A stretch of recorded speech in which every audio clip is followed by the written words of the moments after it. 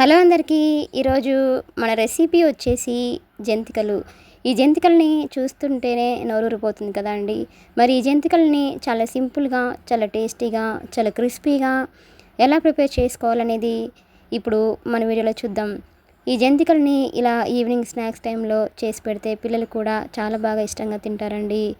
మరి ఈ జంతికల్ని ఎలా చేయాలనేది లేట్ చేయకుండా మన వీడియోలోకి వెళ్ళిపోదాం. ముందుగా ఒక బౌల్లోకి బియ్యపిండిని తీసుకోండి. ఈ బియ్యపిండిని ఇలా జల్లించుకొని తీసుకోండి. ఇక్కడ నేను ఆల్రెడీ జల్లించుకునే తీసుకున్నాను కాబట్టి ఇప్పుడు ఇక్కడ నేను బియ్యపిండిని 1.5 గ్లాస్ వరకు బియ్యపిండిని తీసుకుంటున్నాను. అలాగే దీనిలోకి 1/2 గ్లాస్ వరకు శనగపిండిని కూడా వేసుకొని ఇప్పుడు దీనిలోకి 2 స్పూన్స్ వరకు వాముని ఇలాగా క్రష్ చేసుకొని వేసుకోండి. అలాగే దీనిలోకి 2 స్పూన్స్ వరకు కారంని కూడా వేసుకోండి. స్పైసీ ఎక్కువ ఇష్టపడే వాళ్ళైతే కారంని మరికొద్దిగా యాడ్ చేసుకోండి. అలాగే దీనిలోకి టేస్ట్కి తగ్గట్టుగా సాల్ట్ని కూడా యాడ్ చేసుకోండి.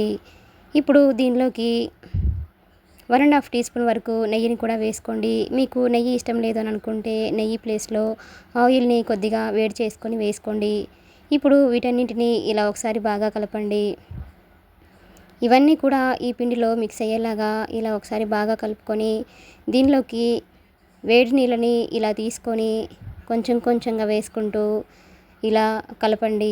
ఈ పిండి మొత్తాన్ని కూడా చపాతీ ముద్దలాగా ఇలా బాగా కలపండి. ఇలా వాటర్ని వేడి చేసుకొని వేసుకోవడం వల్ల మనకి జంతికలు అనేవి చాలా గుల్లగా, చాలా క్రిస్పీగా, చాలా బాగా కూడా వస్తాయండి. ఈ విధంగా వాటర్ వేసుకున్న తర్వాత మనకి వాటర్ అనేది వేడిగా ఉంటుంది కాబట్టి ఇలా ఒకసారి స్పూన్తో బాగా కలుపుకొని కొద్దిగా చల్లారిన తర్వాత ఈ పిండిని చేత్తో కలపండి.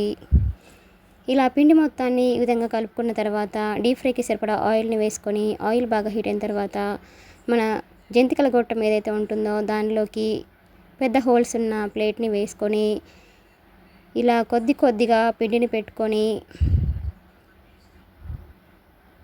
ఆయిల్ బాగా హీట్ అయిన తర్వాత ఫ్లేమ్ని మీడియం ఫ్లేమ్లో ఉంచేసి ఇలా జంతికల్ని వేసుకోండి.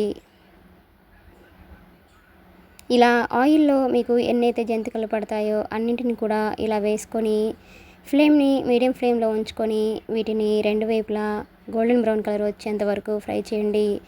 ఇలా బాగా ఫ్రై చేస్తేనే మనకి జంతికలు అనేవి లోపల పచ్చిగా లేకుండా చాలా క్రిస్పీగా, చాలా కలర్ఫుల్గా కూడా వస్తాయండి.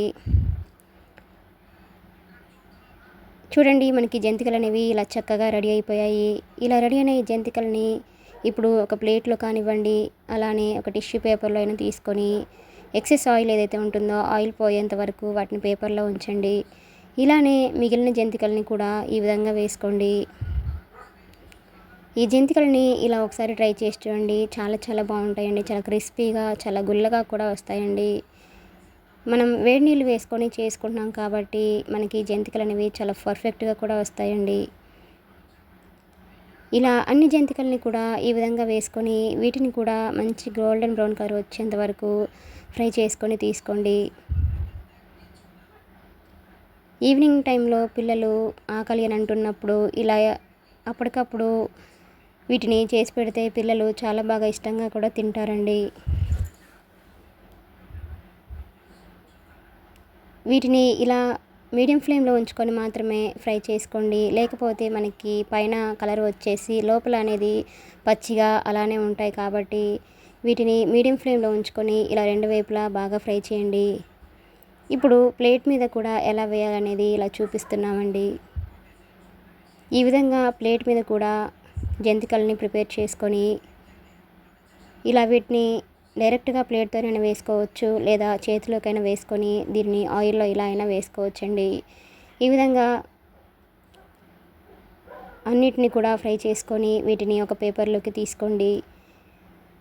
అంతేనండి, ఎంతో సింపుల్గా, ఎంతో టేస్టీగా ఉండే జంతికలు అనేవి మనకి రెడీ అయిపోయినట్లే. ఇలా రెడీ అయిన ఈ జంతికల్ని ఒక ప్లేట్లోకి తీసుకొని వేడివేడిగా కానివ్వండి, అలానే చల్లారిన తర్వాత అయినా వీటిని సర్వ్ చేసుకుంటే ఆ టేస్ట్ అనేది చాలా చాలా బాగుంటుందండి. మీకు కూడా ఈ రెసిపీ కనుక నచ్చినట్లయితే ఒక లైక్ కొట్టండి. అలానే మీ లైక్ అనేది మాకు చాలా ఇంపార్టెంట్ అండి. Please subscribe my channel, like, share and comment. Thanks for watching.